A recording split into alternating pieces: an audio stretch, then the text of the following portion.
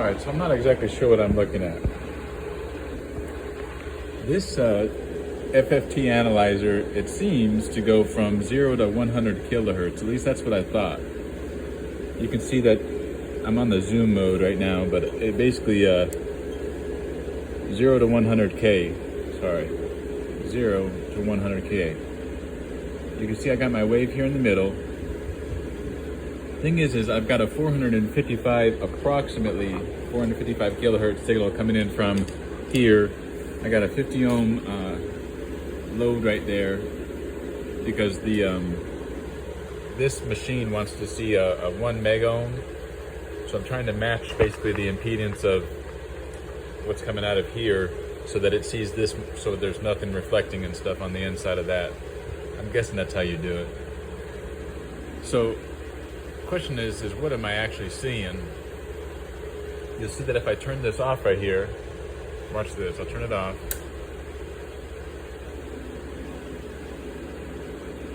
I think it's frozen now. It's not triggered. See, there's this right here that's not measured.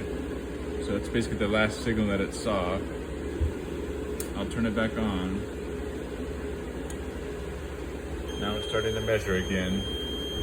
Makes these beeps. And it's saying that the frequency that it's looking at is 53 kilohertz, more or less. So I'm not exactly sure what the heck I'm looking at, but watch this. I'll turn this to the left and right. Watch this. Watch what happens on the screen. See, I moved it, and I'm going back the other way. I moved it again. So I was pretty disappointed that I wasn't able to see the 455 kilohertz, just because this is actually the first time that I've actually seen a display on the spectrum analyzer part. This thing, first of all, it wasn't working, and then just basically I don't know if it took time for the voltages to get the capacitors right or whatever, but it basically kind of came back to life slowly but surely. I still have to press, when I'm turning it on, I have to hold quit and then press power, and then that turns it on to this. But it seems as if I'm actually seeing a 455 kilohertz cycle that I might be able to work with as far as doing the in alignment. Now I know we don't really need to have a spectrum analyzer to do an alignment. I just kind of wanted it, you know, to see, especially when there's multiple IF stages, you know, and you need to get that, you need to get like the peak, kind of the two peaks, the high fidelity ones, you know what I'm saying, where it's a peak here, a little bit down, and then it goes down again. A spectrum analyzer would be helpful with that, but I don't necessarily know what I'm seeing yet, but I'm seeing more than I was seeing yesterday, or actually 3 days ago before I started working, and that was basically nothing. So I'm kind of happy there. It seems to be like I'm just gonna, in oscilloscope mode, go to time mode, and check it out. There's my freaking signal. Oh my gosh.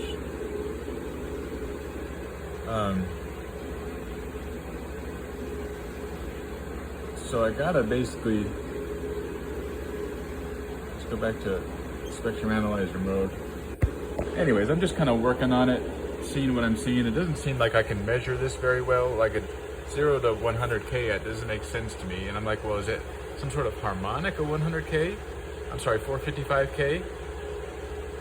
And I'm like, well, the harmonics would be times 1, times 2, times 3, right?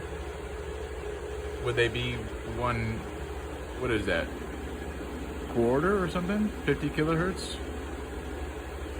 Because right now it says 42.75. This is kind of a long video just to basically say that I'm getting somewhere. I just don't know exactly where I'm going yet. And then it's got an X log and a Y log. Turn the Y log off and it changes the graph a bit. Yeah, Chico.